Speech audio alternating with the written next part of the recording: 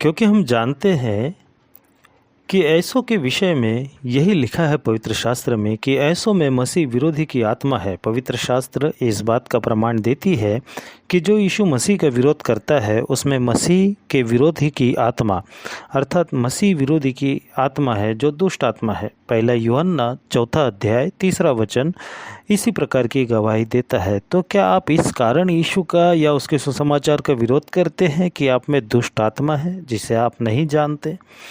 क्योंकि जब यीशु मसीह संसार में था तब कई लोगों ने यीशु मसीह का विरोध किया, जिनमें से कई विशेष रूप से दुष्ट आत्मा और मसीह विरोध की आत्मा से ग्रसित थे, जिनका संदर्भ हमें पवित्र शास्त्र की पुस्तक मरकुस रचित सुसमाचार 1 अध्याय 21 वचन से 26 वचन में और लूका रचित सुसमाचार 4 अध्याय 21 वचन से 35 वचन में मिलता है। हम मरकुस रचित सुसमाचार का संदर्भ पढ़ेंगे।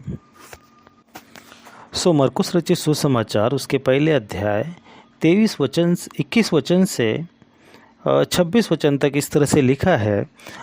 तब वे कफरनहूम में आए और वह तुरंत सब्त के दिन आराधनालय में जाकर उपदेश करने लगा, और लोग उसके उपदेश से चकित हुए, क्योंकि वह उन्हें शास्त्रियों के समान नहीं परंतु अधिकारियों के समान उपदेश देता था। उसी समय उसके आराधनालय में एक मनुष्य था जिसमें एक अशुद्ध आत्मा थी।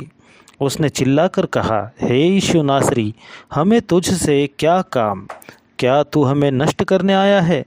मैं तुझे जानता हूँ तू कौन है, परमेश्वर का पवित्र जन। यीशु ने उसे डांट कर कहा, चुप रह और उसमें से निकल जा। तब अशुद्ध आत्मा उसको मरोड़कर और बड़े शब्द से चिल्लाकर उसमें से निकल गई। इस पर सब लोग आश्चर्य करते हुए आपस में वाद विवाद करने लगे, यह क्या बात है? यह तो कोई नया उपदेश है। वह अधिकार के साथ अशुद्ध आत्माओं को भी आज्ञा देता है और वे उसकी आज्ञा मानते हैं। ऐसा क्या उपदेश था यीशु मसीह का जिसके कारण दुष्ट आत्माएं पीड़ित होती थी? आइए हम देखते हैं मरकुस रचित सुसमाचार इसी अध्याय का 14 और 15 वचन। यूहन्ना के पकड़वाए जाने के बाद यीशु ने गलील में आकर परमेश्वर के राज्य का सुसमाचार प्रचार किया और कहा, समय पूरा हुआ है। ध्यान दीजिएगा, और कहा समय पूरा हुआ है और परमेश्वर का राज्य निकट आ गया है। मन फिराओ और सुसमाचार पर विश्वास करो। मेरे प्रियो, यही वो कारण है जिसके कारण दुष्ट आत्मा सबसे अधिक पीड़ित होती है।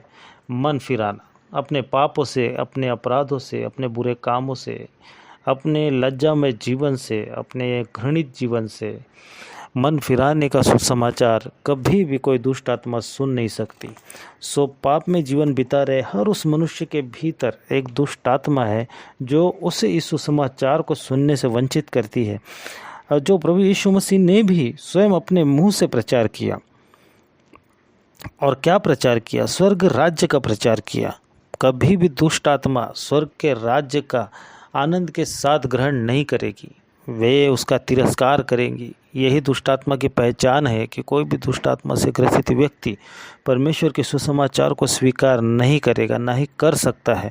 वह उसका पूरा विरोध करेगा, और यही आत्मा कहलाती है मसीही विरोध की आत्मा, मसीह विरोधी की आत्मा, अर्थात संसार का आत्मा,